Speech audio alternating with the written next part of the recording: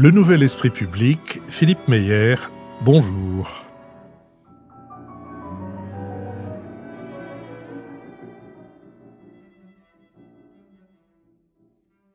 Bonjour, merci de nous avoir rejoints pour ce nouveau Nouvel Esprit Public, au cours duquel nous allons tenter d'éclairer certains aspects de l'actualité. Nous le ferons avec Matthias Fekl, ancien ministre et avocat, Isabelle de Golemin, rédactrice en chef de La Croix, Béatrice Gibelin, directrice de la revue Hérodote et fondatrice de l'Institut français de géopolitique, et Lucille Schmitt, vice-présidente de la Fabrique écologique.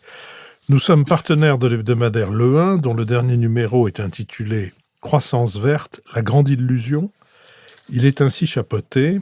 À la COP28 de Dubaï, comme à l'intérieur de leurs frontières, Paris et Bruxelles défendent l'idée d'une croissance verte, formule magique censée réconcilier l'économie capitaliste et l'écologie autour de quelques mantras: développement durable, technologie écologique, finance éco-responsable ou encore économie circulaire, autant d'oxymores apparents sur lesquels se penche ce numéro du 1 pour mieux en comprendre les ressorts et les objectifs.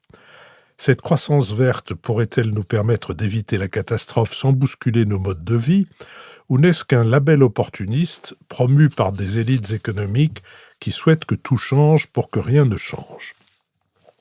Nous reprenons mercredi dans notre série Si c'est pour la culture, on l'a déjà donné, les entretiens avec Laurent de Wild, pianiste de jazz et écrivain, auteur d'une biographie de Thelonious Monk et d'un livre, Les Fous du son, qui retrace l'histoire de la musique électronique et de ses inventeurs. Du lundi au vendredi, de 19h à 20h, Laurent de Wild anime sur Radio Classique l'émission On the Wild Side, dans laquelle il évoque l'histoire du jazz à travers différentes thématiques. Notre prochain enregistrement public aura lieu le dimanche 7 janvier à l'École alsacienne. Vous pouvez vous inscrire sur notre site. Toutes nos émissions font l'objet d'un compte-rendu analytique ou compendium auquel vous pouvez vous abonner gratuitement. Vous le recevrez dans votre boîte aux lettres de courriel chaque mercredi. Enfin, il reste 22 jours en comptant aujourd'hui, pendant lesquels vos contributions à notre podcast sont défiscalisées à hauteur de 66%. Ces contributions sont essentielles et je remercie celles et ceux d'entre vous qui l'ont compris et dont les dons nous arrivent ces jours-ci. Passons au premier des deux sujets que nous avons l'intention d'aborder. Quelle politique pour combattre la menace islamiste en France ? L'attaque mortelle perpétrée le 2 décembre contre un touriste germano-philippin par un jeune Français fiché S près de la Tour Eiffel confirme la persistance de la menace islamiste. Quelques semaines après Arras, en plein conflit Hamas-Israël et à 8 mois des Jeux Olympiques, les inquiétudes grandissent. Selon les différents services antiterroristes français, cette menace serait pour beaucoup le fait d'adolescents de 13 à 18 ans, fascinés par la violence et enfermés dans une sorte de bulle numérique. Les prisons françaises accueillent aujourd'hui 391 détenus terroristes islamistes et 462 détenus du droit commun susceptibles de radicalisation. Déjà emprisonné pour terrorisme et ayant fait l'objet d'un suivi psychiatrique, le profil de l'assaillant relance la polémique entre responsabilité psychiatrique et idéologie radicale.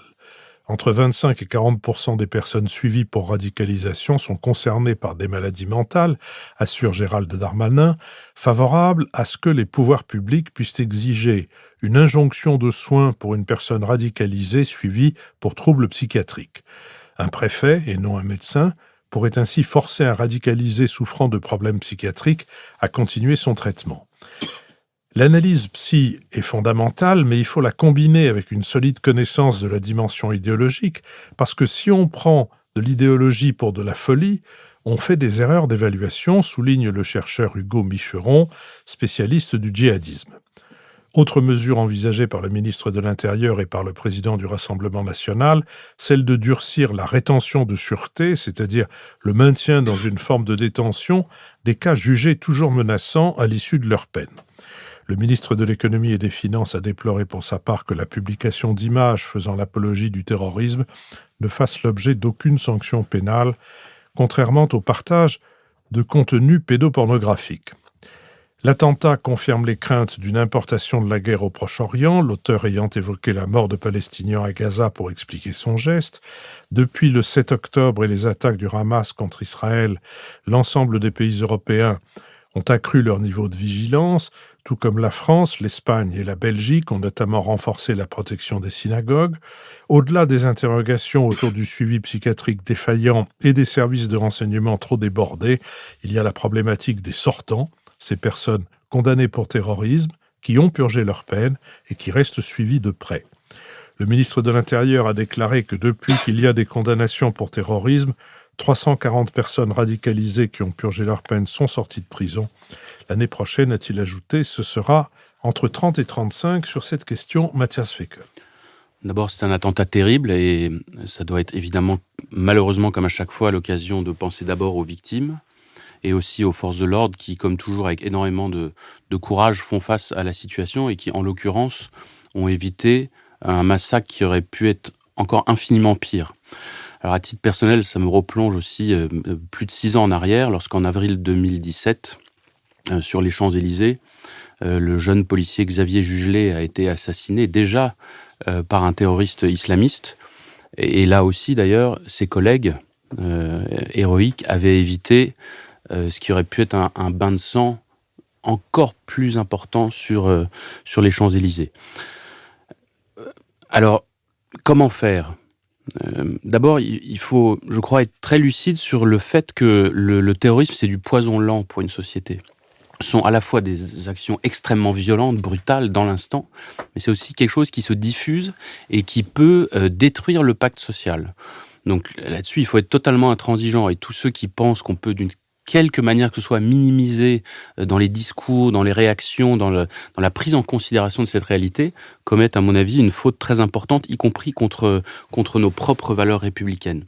Notre pays est frappé. Il y a eu des vagues de terrorisme dans le passé, et depuis 2015, c'est une succession incessante avec, vous l'avez rappelé Philippe, le contexte maintenant moyen-oriental et la perspective de Jeux olympiques. Alors, si la solution unique et simple existait, il me semble qu'elle aurait été d'abord trouvée et ensuite mise en œuvre. Et si elle n'a pas été trouvée et mise en œuvre, c'est parce qu'elle n'existe pas. Donc le simplisme dans le discours politique, qui est toujours tentant dans ces cas-là où l'émotion est très présente et bien légitime, à mon avis, c'était une erreur majeure et c'est la pire manière pour une société de se défendre contre cela. Parce que si on veut durablement lutter contre le terrorisme, il faut mettre en place toute une palette d'outils qui, pris isolément, sont totalement inopérants, mais qui, pris tous ensemble, peuvent fonctionner. Même le Figaro a récemment reconnu que le risque zéro en la matière n'existait pas. Donc je reprends volontiers cela à mon compte, même si ça peut être aussi une formule qui, à force de la répéter, devient insupportable pour beaucoup de Français. Alors ces mesures, je vais en citer quelques-unes simplement. C'est d'abord le renforcement du suivi et des moyens conférés aux services et à la DGSI en particulier pour le suivi. Ces moyens sont renforcés sur longue période de manière continue et sont certainement encore insuffisants, mais c'est une expertise exceptionnelle que nous avons dans les services français. Même s'ils ne parviennent pas toujours à tout déjouer, nous avons parmi les meilleurs services de sécurité intérieure au monde. Je pense que c'est important de le rappeler aussi. Il y a l'aspect psychiatrique. Alors quand on l'évoque, on a l'impression qu'on est dans le déni, mais c'est ceux qui balayent ça d'un revers de main qui sont dans le déni. C'est pas parce que vous dites que quelqu'un est atteint de troubles psychiatriques que vous niez que par ailleurs, il peut être perméable à une idéologie pernicieuse, affreuse, en l'occurrence l'islamisme radical. C'est bien dans la conjonction des deux que bien souvent se noue ce drame-là. Donc le renforcement des moyens de la psychiatrie et de la coopération avec tous les problèmes que ça pose, de secret médical, de chacun dans son rôle, etc., mais de coopération autour d'un grand service public de la psychiatrie me semble très important. Il y a la thématique des réseaux sociaux. Elle est fondamentale et là-dessus, le ministre de l'économie a parfaitement raison de mettre ce sujet-là et Internet plus généralement sur le devant de la scène. Un certain nombre d'engagements avaient été pris après les attentats de 2015 par les grandes plateformes. Je ne suis pas sûr qu'ils soient absolument tous tenus. On peut, de manière très simple, chacun d'entre nous peut aller voir, malheureusement, ce qui prouve bien que tout est accessible, sur l'efficacité de la propagande terroriste en ligne. vous pouvez, et quand vous êtes un jeune un peu paumé, un peu faible d'esprit, qui plus est peut-être déjà réceptif à tous ces arguments, vous pouvez très vite basculer, parce que c'est séduisant, pardon du mot, mais c'est très efficace. Vous êtes soit dans un jeu dont vous devenez tout d'un coup un héros alors que vous êtes plutôt pas un héros dans la vraie vie. Vous êtes dans une réalité parallèle hyper violente, mais valorisante pour vous. Et puis après, progressivement, vous glissez vers des sites qui vous mettent en lien avec des gens qui peuvent ensuite vous conduire à passer à l'acte. Donc là-dessus, répression sur Internet, fermeture de sites et sanctions contre les plateformes qui jouent pas le jeu, ça me semble essentiel aussi parce que l'enfermement algorithmique, comme on dit, c'est-à-dire le fait que vous êtes ensuite tout le temps uniquement avec des gens qui pensent comme vous et qui vous bombardent d'informations est quelque chose de tout à fait fondamental. Et puis je veux conclure sur le dernier point qui est aujourd'hui central dans le débat, c'est la question de la rétention de sûreté et de la dangerosité. Et je comprends tout à fait pourquoi beaucoup de personnes se disent c'est pas possible, à chaque fois c'est quelqu'un qui est un fiché S qui passe à l'acte, qui parfois était déjà en prison. Et moi j'ai aucun problème de principe sur le fait, encore une fois, de renforcer le suivi et de garder sous un contrôle très ferme des individus qui sont dangereux pour d'autres individus, voire pour le pacte social dans son ensemble. La seule question là-dessus qui doit quand même être posée, c'est la question de la limite. Parce que la notion de dangerosité, elle est extrêmement extensive. Et donc vous pouvez très vite passer d'un certain nombre de cas très circonscrits où personne ne va contester qu'à l'évidence, ils peuvent pas être en liberté, vers quelque chose de plus diffus, parce que des gens dangereux, et même très dangereux, il y en a beaucoup, il faut tous les enfermer. Ça pose d'abord des problèmes matériels très importants, et puis ça pose aussi un problème sur jusqu'où la société française et les sociétés européennes sont prêtes à aller sur de l'enfermement parfois sans décision judiciaire ou sur de l'enfermement à vie, qui plus est, qui est parfois réclamé, sur du soupçon. Oui, sur cette question, Isabelle de Golbin. Oui, moi je suis tout à fait d'accord avec tout ce que Mathias dit en expliquant qu'il y a beaucoup de solutions et qu'il n'y a pas une solution miracle. Ce qui me frappe une fois de plus dans cette histoire, c'est quand même qu'on oublie un petit peu la dimension religieuse. C'est-à-dire que je trouve qu'il y a un peu un tabou en France, dans un pays très laïque. Depuis 2015, ça l'est un peu moins, mais on parle d'islamisme radical, donc d'islam quand même. Voilà. Et de ce point de vue-là, je trouve qu'il y a quand même un moteur religieux à cette action terroriste. Il s'agit évidemment pas de dire que tous les musulmans sont terroristes, mais par contre de voir comment se fait la radicalisation et par quelle voie en fait. Alors effectivement, Gilles Kepel, alors il va assez loin là-dessus. Hugo Micheron que vous avez cité le montre assez bien. C'est aussi un peu contesté, mais quand même. C'est-à-dire qu'il y a plusieurs formes de radicalisme musulman qui conduisent ensuite à une action violente. Et c'est peut-être là-dessus qu'il faut aussi intervenir et en tout cas étudier et voir comment travailler ça. C'est-à-dire qu'il y a le salafisme. Alors le salafisme, normalement, n'est pas violent. Sauf que c'est une, oui, j'en vois qui sont pas d'accord. Et c'est vrai, c'est quand même une rupture violente, pour le coup, avec la société. Donc c'est quand même un rapport à la société qui est biaisé et qui enferme les gens ensuite dans quelque chose qui n'a plus finalement de lien avec la réalité. Donc c'est une vision religieuse de la société qui, à mon avis, est très pernicieuse.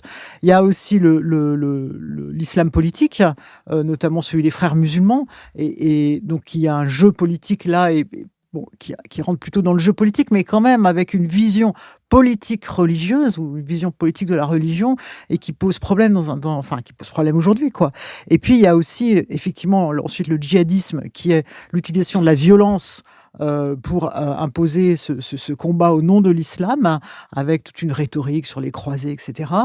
Et je trouve que entre les trois, il faudrait quand même se demander comment se fait le passage de l'un à l'autre, sous quelle forme, et comment est-ce qu'on peut aider.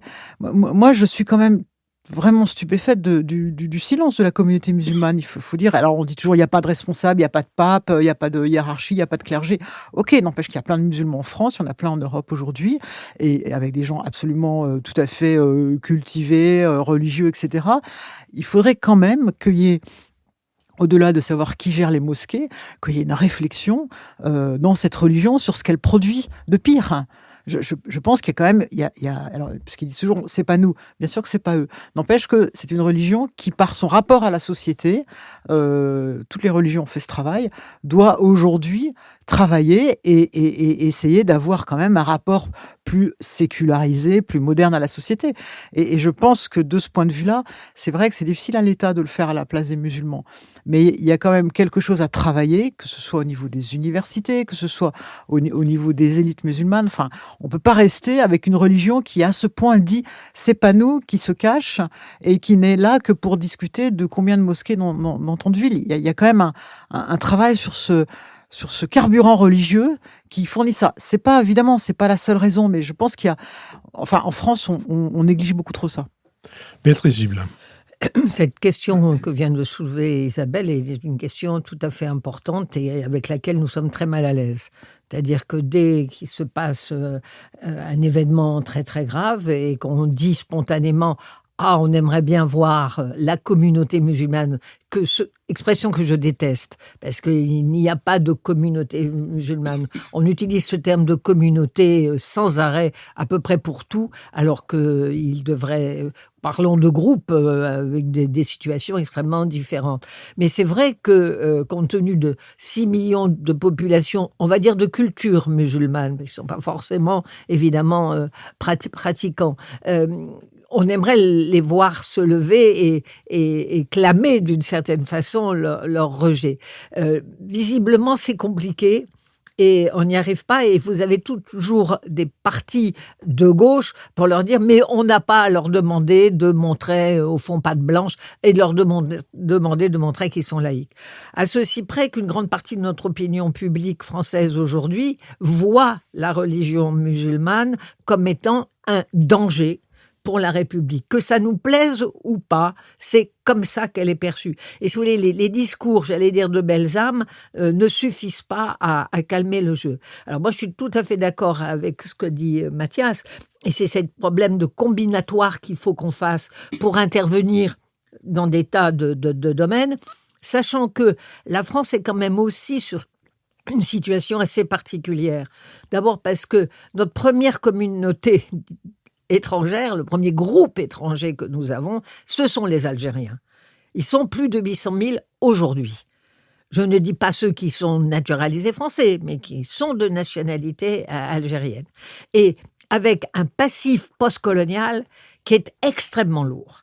Et ce passif postcolonial est manipulé par l'extrême gauche française, en particulier par LFI, qui passe son temps à dire que c'est au fond un racisme d'État, qu'on est dans la discrimination, qu'ils sont des citoyens de seconde zone, qu'ils sont maltraités, qu'ils sont dans une situation où on est encore colonisé, où ils sont encore colonisés, les indigènes de la République. Je pense que c'est un terreau extrêmement dangereux et pour avoir travaillé en Seine-Saint-Denis, je peux dire que je l'ai perçu, pour lequel je suis toujours très surprise comment des responsables politiques peuvent à ce point s'aveugler sur les conséquences qu'il peut y avoir dans ces dérives. Alors évidemment, ils ne sont pas à l'origine de ce qui s'est passé, de ce drame du 2, mais le drame du 2 décembre doit vraiment nous préoccuper, parce que c'est quelqu'un qui ne vient pas des cités, c'est quelqu'un qui n'est pas enfermé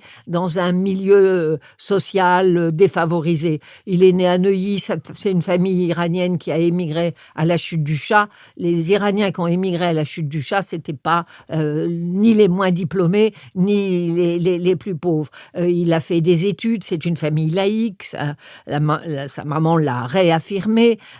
Donc c'est une histoire particulière aussi. Et c'est bien le phénomène des réseaux, sur quelqu'un qui était peut-être un peu isolé, phénomène des réseaux. Il avait été en contact avec l'assassin de Samuel Paty, c'est quand même pas rien. Il était pourtant suivi, il avait été condamné pour terrorisme. Je veux dire, on avait coché toutes les cases de ce qu'il fallait faire pour que ça ne se reproduise pas. Alors, il a cessé de prendre ses médicaments. Sa mère s'est inquiétée au mois d'octobre en disant qu'il se repliait sur lui-même. Mais c'est pas si simple de dire, au fond, c'est le ratage de la psychiatrie, comme l'a dit le ministre de l'Intérieur, ou de dire on va faire de l'arrestation de sûreté, mais c'est absolument inenvisageable. On voit le nombre déjà où on est à, au fond, 700 à 800 personnes qu'il faut déjà suivre. Mais vous vous rendez compte ce que c'est de suivre quelqu'un 24 heures sur 24 ? Le nombre de gens qu'il va falloir suivre. Je veux dire, moi, je pense très sincèrement qu'on n'a pas les moyens de ça. En revanche, travailler sur les réseaux sociaux et travailler énormément sans naïveté, vraiment, sur ce qui peut se faire dans les réseaux salafistes. Je regrette, ils ne sont pas tranquilles, et ils sont un terreau extrêmement important pour la mobilisation dans un islam plus radical. Tous ceux qui ont dit et qui disent que c'est un ratage de la psychiatrie, je suppose qu'ils veulent dire que nous avons raté la psychiatrie. Parce que ça fait plus de 40 ans que c'est le parent pauvre. Comme il y avait, pendant le Covid, il y avait les commerces essentiels et non essentiels. La psychiatrie est le non essentiel de la médecine. Je renvoie d'ailleurs à une thématique que nous avions enregistrée avec le professeur Gaillard, qui est le chef du service psychiatrique de Sainte-Anne, sur la situation de la psychiatrie, et il prenait justement l'exemple, puisque nous sortions du Covid quand nous avons enregistré cette émission thématique, qui est toujours disponible sur notre site. Il prenait l'exemple du Covid et montrait à quel point la psychiatrie était la parente pauvre de l'ensemble de la médecine, et j'ai trouvé très inconvenant, après une telle négligence de cette discipline essentielle, qu'on vienne lui faire porter le chapeau de ce qui s'était passé. Lucille Schmid. Oui, moi je suis très sensible à l'expression qu'a employée Mathias de poison lent. Et je pense que dans notre discussion, on voit bien que la difficulté à laquelle on fait face, c'est à la fois de reconnaître qu'effectivement, il y a cette espèce de diffusion de fanatisme, d'idées, de possibilités de la violence et de l'assassinat, du meurtre au sein de la société française, qui est une société démocratique. Et je suis aussi très sensible au fait que plusieurs professeurs aient été assassinés et qu'au sein de l'éducation nationale, maintenant, la peur d'être tué existe réellement parmi de nombreux professeurs. Et c'est pas un hasard, c'est-à-dire que c'est au fond... moi, je pense que le sujet n'est pas... il est évidemment un certain type d'islamisme, mais le sujet, c'est aussi le refus de la démocratie, le refus de la liberté de conscience, le refus de la discussion, du débat contradictoire. Et au fond, c'est plutôt ça qui me semble en cause dans cette question du poison lent du terrorisme. Et en ce sens, ce qu'a dit effectivement Bruno Le Maire sur les réseaux sociaux m'a semblé être frappé au coin du bon sens. J'ai même été étonnée de découvrir qu'on ne pouvait pas pénaliser la consultation, la diffusion d'images de violences qui incitaient à l'assassinat, d'autant plus que le directeur général de la DGSI, de la Sécurité intérieure, insiste dans un entretien récent sur le fait que ce sont les très jeunes, donc ceux qui sont aujourd'hui encore au collège, de 13-14 ans, qui sont sensibles à cette propagande. Donc l'intrication entre l'incitation au terrorisme et la question d'une extrême jeunesse, et donc l'intrication avec l'éducation nationale, me semble être un élément extrêmement fort. À vrai dire, quand Gabriel Attal a misé sa rentrée scolaire sur la question de l'abaya, j'étais assez perplexe, mais je pense qu'au-delà de ça, l'enjeu de la propagande est un enjeu fondamental et que donc le sujet, plus que la question de l'islam, me semble être le sujet de la République. C'est-à-dire comment est-ce qu'on fait, au fond, pour que l'enjeu d'une République partagée par tous existe et comment est-ce qu'on fait pour associer cet enjeu éducation, cet enjeu de savoir, cet enjeu politique. Ça me semble être également très important. Je suis aussi sensible à ce qu'a dit Béatrice sur le fait qu'on ne peut pas placer un agent de la DGSI derrière chaque jeune de 13-14 ans qui serait sensible à la propagande, dont toute la question, c'est au-delà des capteurs, qui me semblent être effectivement très développés en France. Comment est-ce qu'on fait pour mesurer cette question du passage à l'acte ? Je trouve très intéressant et tragique que sur cette question-là, ce soit d'une certaine manière la mère du terroriste qui est au fond alertée, mais qui ensuite ne soit pas passée à l'acte parce qu'il s'agit d'une relation profondément intime entre une mère et son fils. Elle ne pouvait pas, au fond, dire « il faut arrêter mon fils ». Donc toute cette question du moment où ça peut se passer, il s'était paraît-il, déradicaliser, puis re-radicaliser. Et par rapport à ce que disait Mathias sur dangerosité, je pense que même le terme de radicalisation, déradicalisation sont des termes sur lesquels nous devons élaborer davantage. Isabelle de Goldman. Oui, non, je suis d'accord là sur ce que Lucie dit par rapport à la République, mais c'est République et Islam en l'occurrence. Et moi, ça me fait penser à... J'ai un peu étudié les débuts de la Croix à la fin du 19e siècle, où effectivement, comme les réseaux sociaux aujourd'hui, la presse n'était pas régulée. Donc il y avait beaucoup de presse et on racontait n'importe quoi dans la presse, notamment dans la Croix, notamment dans le Pèlerin, qui étaient deux organes de presse, qui sont toujours d'ailleurs du groupe La Bonne Presse, qui est devenu Bayard. Et à l'époque, effectivement, on faisait de manière n'importe comment, on disait n'importe quoi sur les Juifs. Il y avait des caricatures, il y avait des fake news, rien n'était vérifié, enfin c'était horrible. Moi j'ai lu ça, c'est absolument effrayant. Et ensuite, quelqu'un comme Xavier Vallat, qui a été commissaire aux affaires juives, a pu dire pour sa défense en 1947, écoutez, si vous me condamnez, vous condamnez aussi le Pèlerin et la Croix. Moi, depuis tout petit, je suis biberonné à ça, et c'est eux qui ont fait que j'ai considéré que les Juifs étaient des gens à tuer. C'est pour ça que je dis, il y a aussi l'islam, c'est-à-dire qu'il y a quand même un travail de la religion par rapport à la République. Je suis bien d'accord avec la République, mais il y a aussi comment est-ce qu'on est musulman aujourd'hui en France? Et la plupart des musulmans le vivent très bien, mais sauf qu'il faut peut-être le travailler, le dire, et quelque part que les musulmans prennent un peu en main ce problème, mais c'est pas le seul. Et c'est vrai que le fait que la ligne qu'a mis en place l'État pour qu'on puisse signaler des cas est essentiellement utilisé par des parents. Et ça, c'est quand même très impressionnant. C'est-à-dire qu'on a aujourd'hui une génération de parents qui ne comprend pas leur enfant sur ce rapport à la société et à la République. Mathias Fekl. L'enfermement idéologique, il existe sur les réseaux sociaux, mais il a effectivement pas attendu les réseaux sociaux pour exister.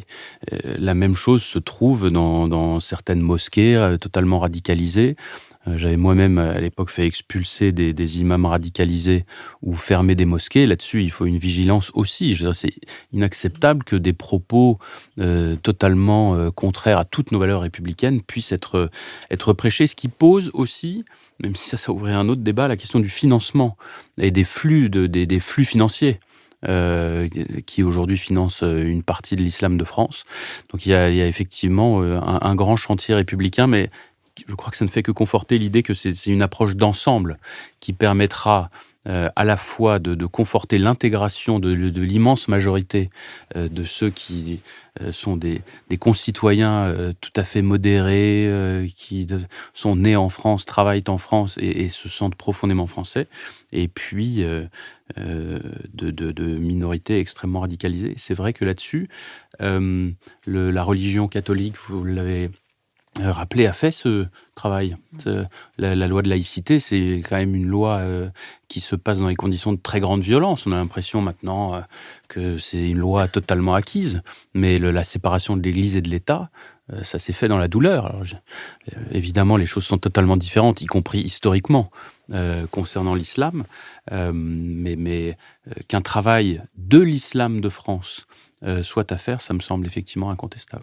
Je crois qu'il y aura intérêt à suivre cette affaire de ce lycée Averroès dans les Hauts-de-France, que le Canard enchaîné a révélé, et dont on sait depuis que ce lycée fait l'objet d'une procédure et qu'en même temps les financements publics lui seront enlevés. Mais dans ce qu'on sait déjà pour le moment, on voit bien qu'il y a une espèce d'auto-intimidation qui fait que beaucoup savaient mais n'osaient pas dire, de crainte de passer pour islamophobe et de se faire clouer au pilori par les défenseurs patentés de l'islam radical. Béatrice Gibelin. Oui, mais je dirais même par une partie de nos élus de gauche, dire quelque chose contre l'islam, dire quelque chose contre le lycée Averroès, dans les Hauts-de-France, on était aussitôt taxé d'être un islamophobe et alimente chez ces jeunes ce discours qu'ils ne sont pas reconnus, qu'ils ne sont que des citoyens de seconde zone, qu'ils sont toujours colonisés. C'est quand même une responsabilité politique majeure qui sont tenues par des gens qui ont généralement fait des études longues, qui peuvent être même maîtres de conférences à l'université et qui osent un discours qui est un discours de séparatisme et de tension. Puis l'autre point que je voudrais dire, c'est qu'on ne doit absolument pas sous-estimer la puissance de l'idéologie djihadiste. comment elle fascine véritablement un grand nombre. Alors, oui, il y a les réseaux sociaux, mais pas seulement les réseaux sociaux. Il y a un rapport de puissance à appartenir à ce mouvement-là. On est comme une certaine façon d'être transcendé par cette idéologie. Et ça, c'est extrêmement difficile à combattre. Et que ça doit être donc une vigilance constante. Et puis, cesser d'avoir cette mauvaise conscience, c'est pour ça que je parlais de situation post-coloniale, quand on parle de l'islam radical. Oui, non, mais ça n'a rien à voir. Ben si, ça a peut-être un peu à voir. Je vous remercie. Je vous propose que nous passions au deuxième des sujets de notre conversation d'aujourd'hui, la COP28. Critique, cruciale, charnière, tels sont quelques-uns des adjectifs appliqués à cette conférence des Nations Unies sur le changement climatique qui rassemble à Dubaï, l'un des Émirats arabes unis et le 7e producteur mondial de pétrole, plus de 70 000 personnes, dirigeants, lobbies, ONG, journalistes, etc. L'année 2023 devrait être la plus chaude jamais enregistrée dans le monde. Les effets de ce réchauffement s'aggravent, fonte des glaciers, sécheresse à répétition, pénurie d'eau, perte de la biodiversité. D'après une étude de l'agence ONU Climat publiée mi-novembre, les engagements climatiques actuels des pays mènent à 2% de baisse des émissions mondiales en 2030, comparé à l'année 2019, loin de la réduction de 43% qui était recommandée par le GIEC. Hypothétique sortie du pétrole, fonds pour aider les pays les plus vulnérables au changement climatique, mobilisation de la finance mondiale pour l'adaptation, bilan des efforts consentis par les États pour réduire leurs émissions. Le programme est chargé et cristallise déjà des débats entre pays du Nord et du Sud. Lors de l'ouverture de la conférence, le président émirati de la COP28, le sultan Al-Jaber, a évoqué le rôle des combustibles fossiles. Il avait estimé auparavant que la réduction des énergies fossiles est inévitable et essentielle, se gardant toutefois de fixer un calendrier. Seule une vingtaine de pays, dont la France, plaident franchement pour la fin de l'ensemble des énergies fossiles. Dès le premier jour de la COP, la création d'un fonds pertes et dommages climatiques pour les pays les plus vulnérables a été actée. Historique, cette décision a été saluée par une ovation debout des délégués des 196 pays participants. À ce stade, 720 millions de dollars ont été récoltés. En outre, les Émirats ont promis la création d'un fonds de 30 milliards de dollars pour aider ces pays à conduire leur transition énergétique. Pour la première fois depuis 8 ans, les 196 États et l'Union européenne doivent évaluer les progrès réalisés par les pays depuis la signature de l'accord de Paris en 2015. Ces signataires s'étaient engagés à maintenir l'augmentation de la température bien en dessous de 2 degrés et de préférence de 1,5 degré par rapport au niveau pré-industriel. Les débats les plus difficiles portent sur l'engagement des pays à réduire l'utilisation du charbon, du pétrole et du gaz, gros émetteurs de CO2. La COP28 se déroule dans un contexte géopolitique tendu lié à la guerre en Ukraine et le conflit qui fait rage dans la bande de Gaza au Proche-Orient. Certains dirigeants présents à Dubaï, notamment les présidents israéliens et français, ont mené des négociations en marge de la conférence pour aboutir à la libération des otages détenus par le Hamas. Sur cette question, Lucille Schmid. Oui, merci Philippe. Effectivement, vous le dites, cette COP 28 est sans doute une COP particulièrement géopolitique. Pour des raisons qui tiennent au contexte, évidemment la guerre en Ukraine qui dure, évidemment le conflit entre Israël et le Hamas, mais aussi le fait que cette COP se déroule à Dubaï, aux Émirats arabes unis, et que ne plus regarder en face la question de la sortie des énergies fossiles est impossible lorsqu'on est à Dubaï. C'est d'ailleurs une raison pour laquelle nombre d'ONG, d'activistes avaient dit « mais on ne peut absolument pas tenir une COP à Dubaï, c'est impossible ». C'est d'une certaine manière un oxymore, une contradiction dans les faits avec ces conférences des parties pour le climat. Moi, je pense plutôt l'inverse, c'est-à-dire qu'il me semble que lorsqu'on est dans un lieu où on est obligé de regarder le pire, d'une certaine manière, de notre modèle de développement, on ne peut pas détourner les yeux, et que d'une certaine manière, 8 ans après l'accord de Paris, qui était un accord universel et qui avait ce mérite, mais qui était un accord dans lequel on n'évoquait ni le charbon, ni le pétrole, ni le gaz, ni les voitures, ni la forêt, ni les renouvelables, mettre des mots en face des réalités est quelque chose d'essentiel. L'accord de Paris était une grande réussite diplomatique pour la France et pour l'Union européenne. Désormais, nous sommes dans une COP qui se situe dans un pays 7e producteur d'hydrocarbures au monde, dans un pays qui a voulu une COP inclusive, c'est-à-dire, pour lui, ça signifie donner des visas gratuits à tous les pays du Sud.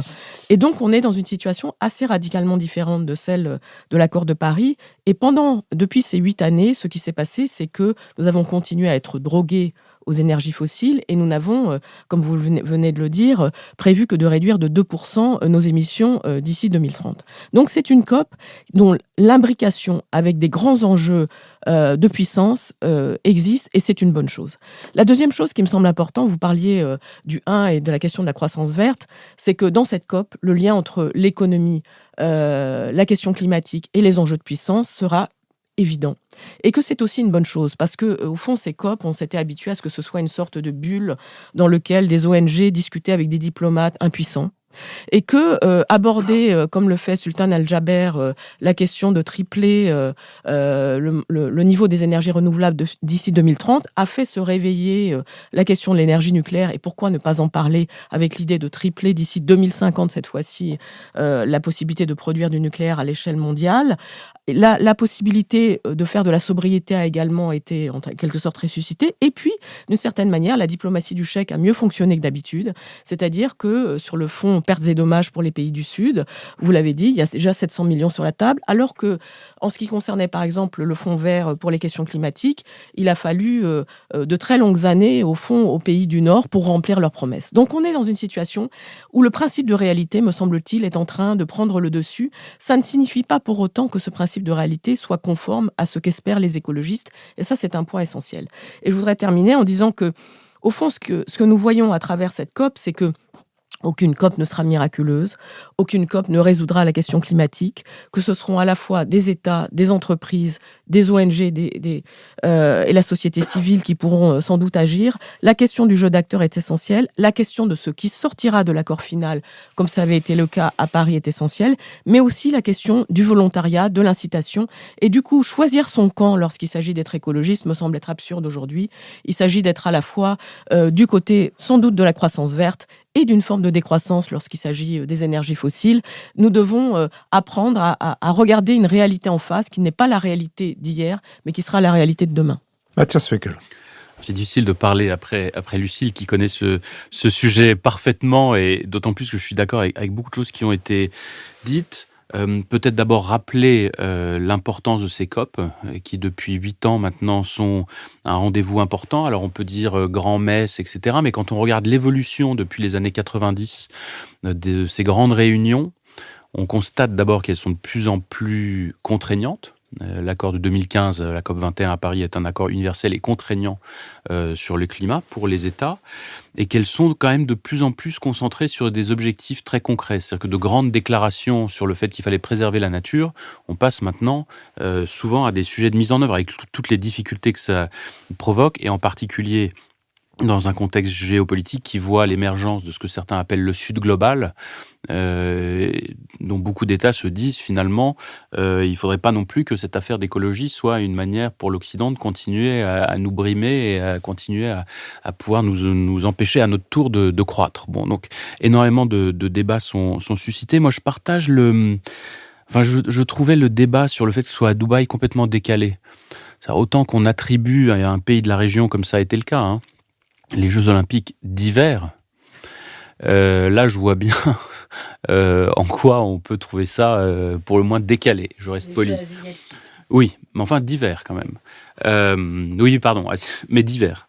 En l'occurrence, c'est un grand rassemblement international qui est basé sur un principe de rotation géographique. Et puis, les pays du Golfe, en réalité, regardent l'après-pétrole. Quand vous regardez les décisions des grands fonds d'investissement stratégiques, tout le monde a parfaitement compris que l'après-pétrole, je dis pas qu'ils souhaitent que ça arrive vite, c'est pas du tout ça. Mais de fait, tout le monde sait que cette manne sur laquelle sont assis toutes les pétromonarchies n'est pas infinie. Donc, dans leur stratégie d'investissement, il y a quand même depuis plusieurs années maintenant une inflexion très forte sur comment conforter et consolider leur richesse, y compris lorsque le pétrole sera épuisé ou ne sera plus d'actualité. Alors, il y a le sujet géopolitique, on a déjà abordé. Je pense qu'il y a une grande victoire qui est le fonds sur la réparation des dommages, dont le principe est quand même une nouveauté. C'est-à-dire que les pays riches, pour résumer, se disent qu'ils doivent contribuer d'une manière ou d'une autre à ce que les pays moins développés ou en phase de développement puissent compenser les différentes contraintes de nature environnementale qui vont venir.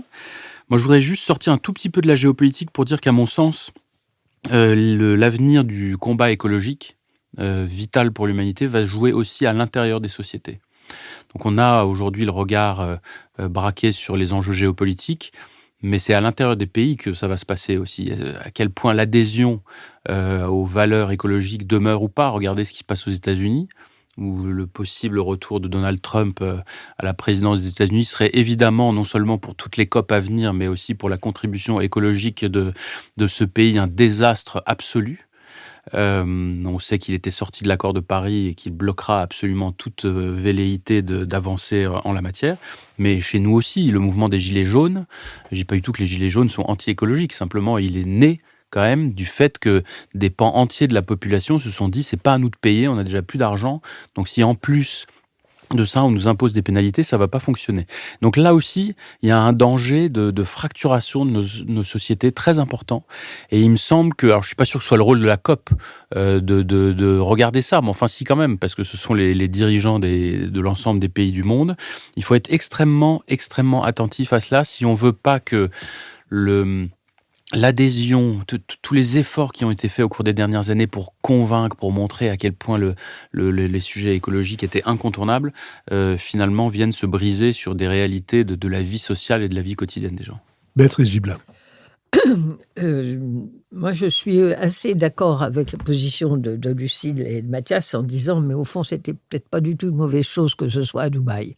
Et au lieu de pousser des cris en disant mais c'est scandaleux, etc. Non, c'est peut-être là qu'en fait on allait pouvoir enfin parler. C'est mieux qu'au Venezuela. Oui, c'est mieux qu'au Venezuela, et surtout vis-à-vis des Guyanais. Ça marche mieux en tout cas. Bon. Et c'est déjà important qu'on pose vraiment la question des énergies fossiles. Il faut être clair, les énergies fossiles, on n'en sortira pas facilement. Et ça va être long. Il y a un avenir pour les énergies fossiles en ce moment. Pourquoi ? Parce qu'on a une montée en puissance des classes moyennes dans un certain nombre de grands pays. Je pense à l'Inde quand je dis ça, encore le cas de la Chine, mais aussi dans un certain nombre de pays africains. Donc il y aura une demande qui correspond à une amélioration du niveau de vie, et on ne peut pas, j'allais dire, pleurer en disant « Ah non, il ne faut pas qu'ils y aillent parce qu'autrement, on ne s'en sortira pas ». Non, ils iront, et ils iront avec l'utilisation d'une énergie fossile, et qu'on ne va pas basculer d'entrée de jeu qu'avec du renouvelable. En revanche, qu'on fasse du renouvelable et du mix énergétique, c'est absolument indispensable. Et qu'on augmente les énergies renouvelables, comme c'est annoncé à cette COP28, tout à fait d'accord. Et n'oublions pas que le président de cette COP28, qui est peut-être à la tête de l'entreprise pétrolière nationale des Émirats, est aussi le fondateur d'une entreprise d'énergie renouvelable. Comme l'a dit Mathias, ils sont tous sauf idiots, ils pensent déjà à ce qui va se passer après et au marché que ça peut représenter. Donc c'est, je crois, une avancée importante. Ça peut aussi être une avancée parce que la prise de conscience par les faits, par ce qui se passe, par le nombre de cyclones qui sont plus importants, par les sécheresses qui durent, par les inondations colossales auxquelles on assiste, font que les opinions publiques sont de plus en plus conscientes de la gravité et qu'elles sont touchées dans leur quotidien. C'est-à-dire, c'est pas à venir, au fond, 1,5 degré, 2 degrés, ça semble pas beaucoup, sans mesurer tout ce que ça va détruire. Et ça, je crois que c'est quelque chose de tout à fait important en ce moment. Ceci étant, et là je reviens sur le champ de la géopolitique, compte tenu des tensions extrêmes qu'il y a en ce moment sur le plan géopolitique, avoir une position commune qui puisse s'imposer comme à la COP de Paris de façon universelle, je ne vois pas bien comment ça va pouvoir se faire. Parce qu'on est dans un monde très fracturé, avec des oppositions très fortes sur un Occident des pays développés, pays industrialisés, qui sont effectivement en situation d'améliorer, effectivement d'aller vers une situation décarbonée. Ce n'est pas le cas, évidemment, de ce qu'on appelle, à mon avis à tort, le Sud global. Donc la situation de tension va incontestablement se faire. Dernier point, je ne comprends pas pourquoi on n'insiste pas, pourquoi on ne met pas suffisamment d'argent pour aider les grands consommateurs de charbon et producteurs de charbon à sortir le plus vite possible du charbon. Qu'on fasse, nous, des efforts, c'est une très bonne chose, mais on gagnerait au niveau de la planète tellement si on s'occupait du charbon d'entrée de jeu en leur donnant les moyens d'en sortir le plus vite possible. Isabelle de Golemin. Oui, alors je peux répéter tout ça. Moi, il y a quelque chose qui me frappe, c'est que effectivement, ça signe quand même l'émergence. Alors, pas forcément du Grand Sud, mais plutôt de nouvelles forces dans le monde. Et on voit bien que la planète toujours est très éclatée. C'est drôle quand même qu'au même moment où pour la guerre Hamas-Israël, on va chercher le Qatar et donc les pays du Golfe qui semblent les mieux à même aujourd'hui d'aider à trouver une solution au moins de cesser le conflit. Ce sont aussi les pays pétroliers qui organisent la nouvelle COP. Et donc là, il y a vraiment un passage de relais dans les puissances mondiales qui est assez intéressant. Alors, ce qui est effectivement intéressant, c'est que là, les énergies fossiles, elles sont au cœur du truc, alors qu'on n'en parlait jamais. Et ce qu'il va falloir voir, c'est les mots que va emprunter l'accord final, si accord final il y a, pour désigner le fait ou pas de continuer à utiliser les énergies fossiles, parce que là, ils sont quand même déjà en train de s'écharper sur les formulations. Est-ce qu'on peut dire une sortie juste et ordonnée des énergies fossiles, ou au contraire, est-ce qu'on dit accélérer les efforts en vue de réduire notre dépendance? Enfin voilà.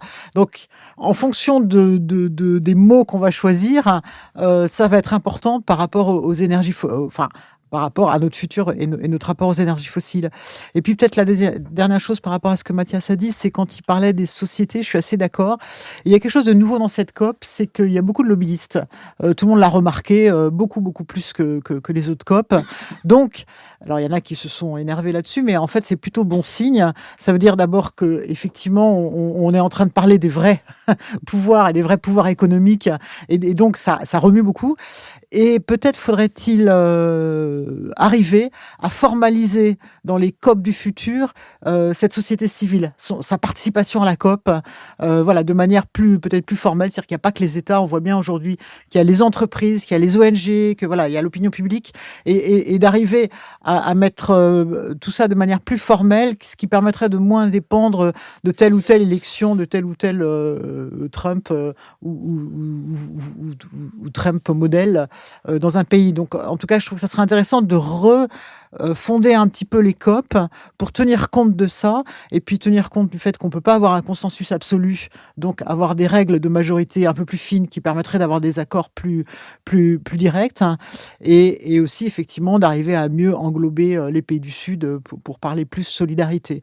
Mais voilà, donc je trouve finalement cette COP qui était horrible à Dubaï, etc., produit des choses intéressantes, et à mon avis, elle va marquer quand même quelque chose, peut-être pas comme la COP de Paris, en tout cas elle va marquer l'histoire, et notamment parce qu'elle se passe dans un ailleurs qui, pour nous, est quelque chose d'un peu surprenant.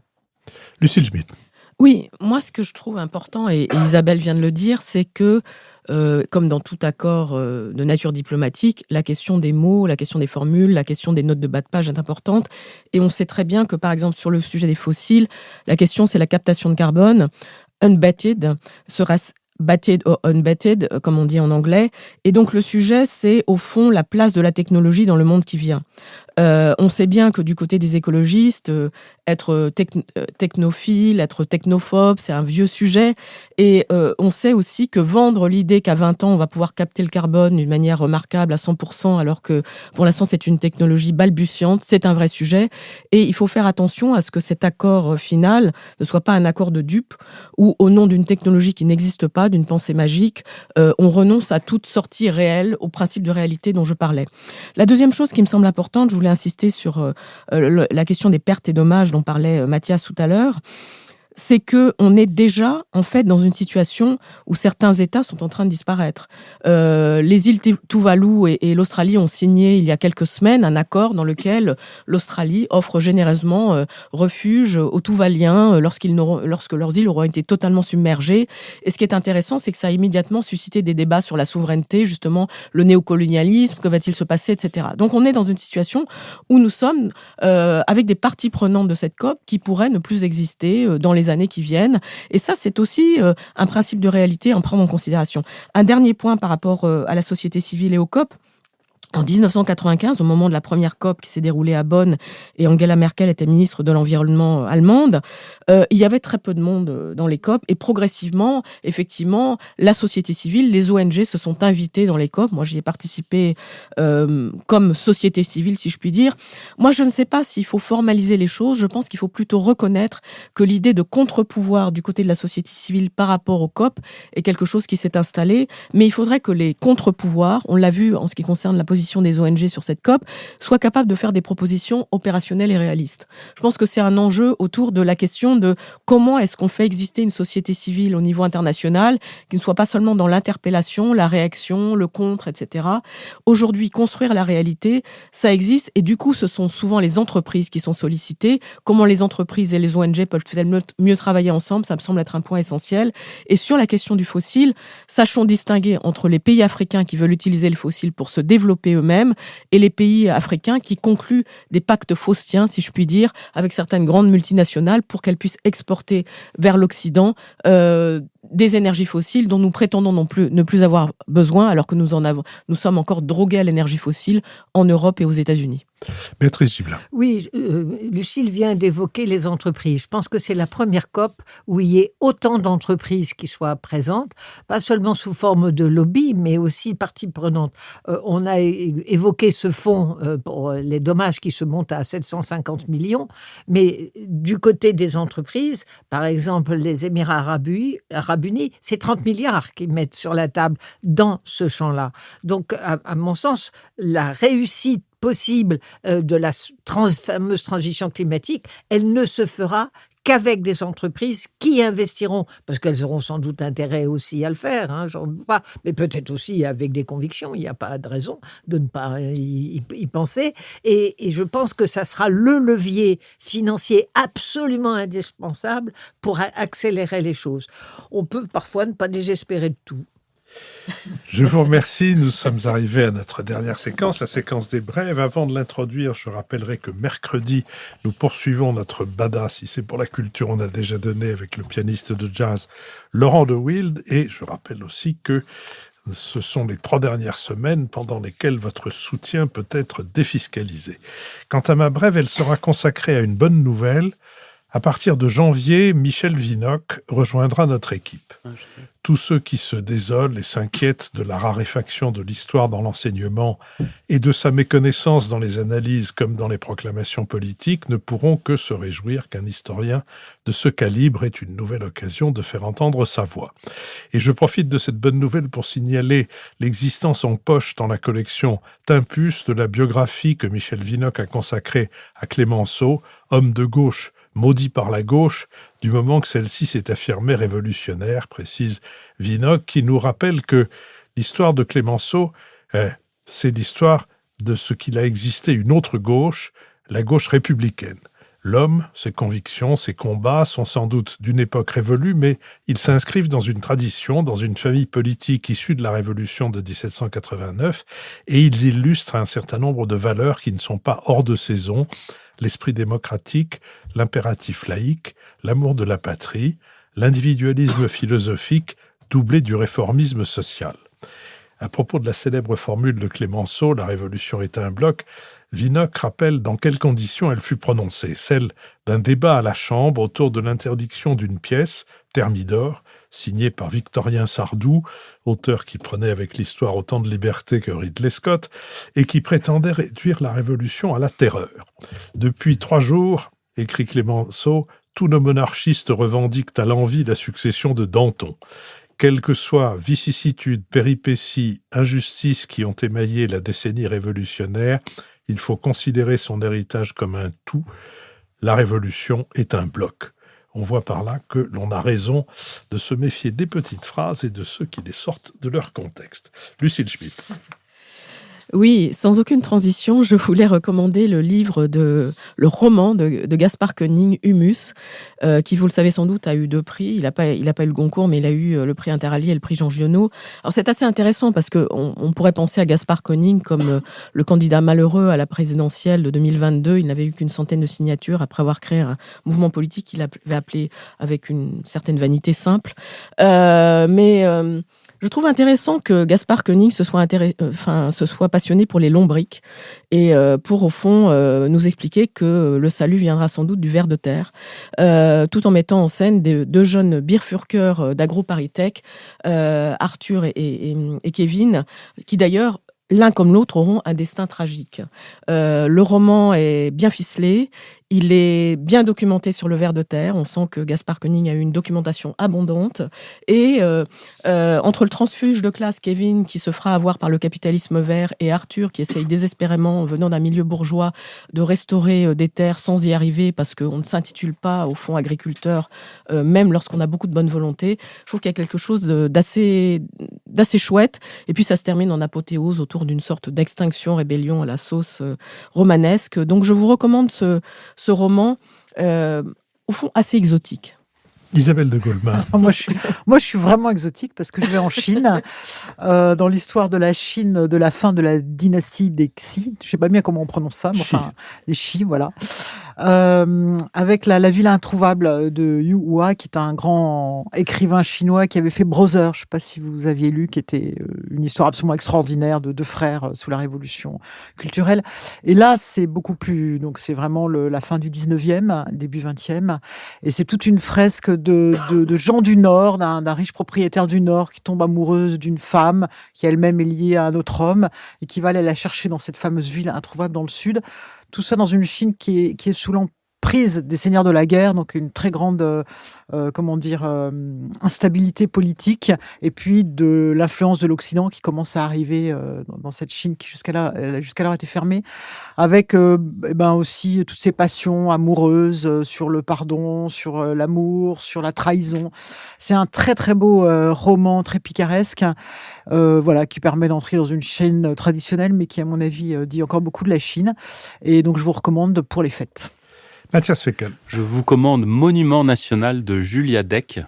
Alors Julia Deck fait partie avec d'autres auteurs des éditions de Minuit comme Tanguy Viel, comme Yves Ravet, comme d'autres, d'une petite équipe, peut-on dire.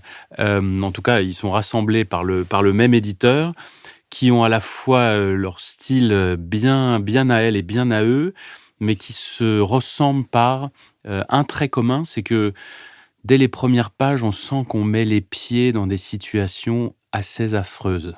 Et on sent que quelque chose de fondamental ne va pas, mais on ne sait ni quoi, ni pourquoi. Parce que l'écriture est limpide, tout semble au départ relativement harmonieux, mais encore une fois, on voit bien que derrière la façade, les choses craquent. Et puis, de phrasés très épurés en phrasés comme ça très, très limpides, on est attiré progressivement dans la tourmente. Ça se lit, c'est à la fois très drôle, assez épouvantable par endroits. Ça se lit formidablement bien. Et donc, c'est un roman extrêmement réussi. Béatrice Gibelin. Eh bien, moi, je vais rester sur mon champ féministe. Je vais vous recommander Femmes, Rêve, Liberté, qui est publié chez Actes Sud. C'est à l'initiative de Sorour Kasmaï, qui a demandé à 12 autrices iraniennes, soit vivant en diaspora, soit vivant en Iran, d'écrire 12 textes sur la condition de la femme en Iran. Qu'est-ce que ça leur évoque ? Femme, vie, liberté, dans la situation actuelle. Et ces 12 textes assez courts, extrêmement émouvants, par chacune d'elles sur ce que ça représente de s'opposer à la théocratie iranienne, à cette dictature iranienne, les risques que prennent ces très jeunes femmes, ces adolescentes.